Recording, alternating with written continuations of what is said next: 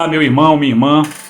Se você não me conhece, eu sou o pastor Nelson e hoje a Igreja Batista Emanuel em Boa Viagem lhe traz mais um devocional dessa série de devocionais que começamos a fazer durante a pandemia e que tem sido uma das coisas boas que essa pandemia nos trouxe, alimentado o nosso coração, alimentado o rebanho de Deus com alimento sólido diariamente. Você tem tido a oportunidade de meditar nesses devocionais e hoje eu escolhi começar uma série que eu denominei Desafiando Gigantes. É muito apropriado falar sobre isso nesse momento, porque a pandemia e outros problemas que têm se interposto no nosso caminho têm se manifestado nas nossas vidas como verdadeiros gigantes que nós precisamos vencer.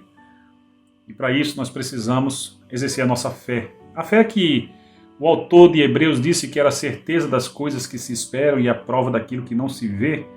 Nós podemos contemplar em personagens da Bíblia como Davi, que venceu Golias, dando o primeiro passo para tomar posse das promessas que Deus havia feito para a vida daquele homem.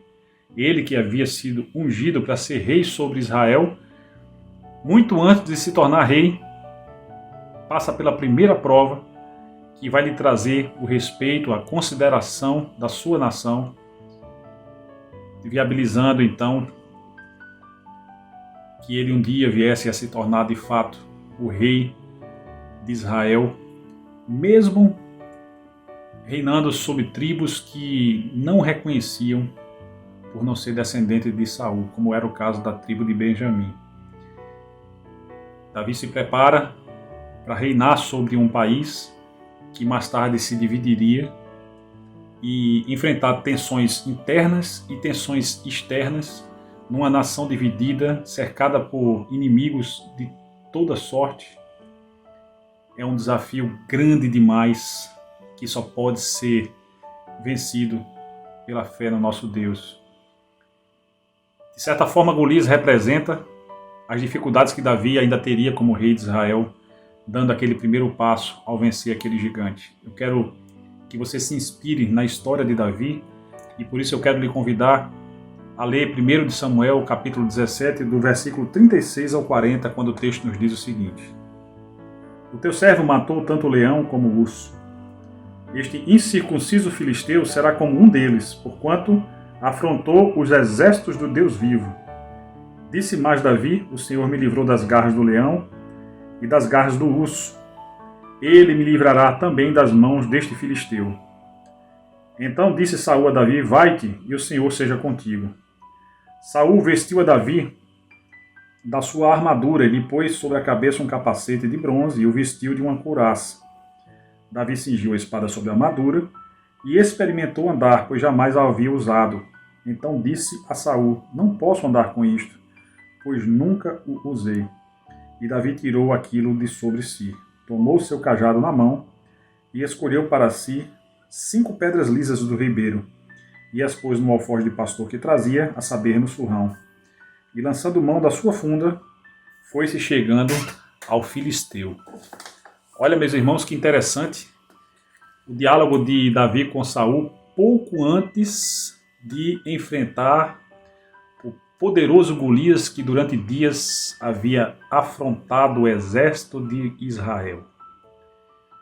Nós sabemos que uma das obrigações de um rei naquele contexto, Saul, era enfrentar aquele soldado, já que nenhum outro militar de Israel havia tido a coragem de enfrentá-lo. É verdade que o próprio Saul entendeu que era loucura a pretensão de Davi quando Davi manifestou o interesse de enfrentar Golias. Saul havia sido rejeitado como rei de Israel justamente por não ter um relacionamento com Deus, não ser um rei obediente a Deus, não ter um coração que amasse a Deus, demonstrando esse amor pela obediência. Davi, ao contrário, um pastor de ovelhas, foi chamado por Deus para ser o pastor do grande rebanho da nação de Israel. E ali estava a sua primeira provação. Golias, símbolo de muitas dificuldades que Davi ainda haveria de enfrentar durante o seu reinado. Ninguém havia tido coragem de enfrentar Golias, um homem de estatura avantajada, de coragem, de experiência de guerra, Do outro lado, um pastor, um homem simples do campo, que jamais havia empunhado uma espada, vestido um capacete, uma couraça. E o texto nos mostra que Davi ficou um pouco ridículo quando ele colocou aquelas coisas sobre si, quando Saul vestiu com as suas vestimentas de guerra. Haja vista que ele nunca havia usado, e ele chega a dizer que não poderia sequer andar com aquelas roupas. Saul, ele era muito mais alto do que Davi, e essa foi uma das razões pelas quais aquela roupa não lhe caiu bem. Mais do que isso, Davi era um homem experimentado por Deus, era um homem vivido, um homem que tinha experiências com Deus, um homem que na sua função de pastor, uma função que teoricamente era muito menos importante do que a de ser rei de Israel, havia salvado os rebanhos que seu pai havia confiado à sua responsabilidade, vencendo um leão, vencendo um urso, exercendo a sua fé em Deus e utilizando a sua inteligência e os recursos que ele tinha à disposição. Meus irmãos, nós temos recursos que Deus tem nos dado para vencer os desafios exercendo a nossa fé. É tudo que Davi precisava para enfrentar aquele gigante naquele momento. Eu me lembro que o Salmo 46 nos diz: aquietai-vos e sabei que eu sou Deus. Sou exaltado na terra e sou exaltado nos céus. O nosso Senhor, quando ele diz aquietai-vos, ele está dizendo: me deixem eu lutar as lutas de vocês, deponham suas armas. Saul, não adianta vestir Davi com essa couraça, com esse capacete, não adianta dar essa espada, porque Davi era experimentado na arte de usar a baleadeira, a funda. E é com esses recursos, seu alforje de pastor, 5 pedrinhas, a sua funda, que Davi, com muita coragem, mas sobretudo fé, ele se dispõe a fazer aquilo que nem Saul, nem ninguém havia sido capaz de fazer. Você já parou para pensar como Deus faz coisas extraordinárias por meio de pessoas simples, mas que têm fé nele, e que o amam e que o obedecem? Esse era o caso de Davi. E isso nos mostra que uma das primeiras chaves que nós podemos abrir ou nos apossar dela para abrir as portas que se fecham diante de nós é exercitar a nossa fé relacionando-nos com Deus. Davi era um homem que tinha relacionamento com Deus. E era por isso que o seu coração estava conectado ao coração de Deus, ao ponto de ele não hesitar e dizer que Deus o haveria de entregar aquele gigante nas suas mãos, assim como fez com o leão e o urso, por uma razão: ele havia afrontado o exército do Deus vivo.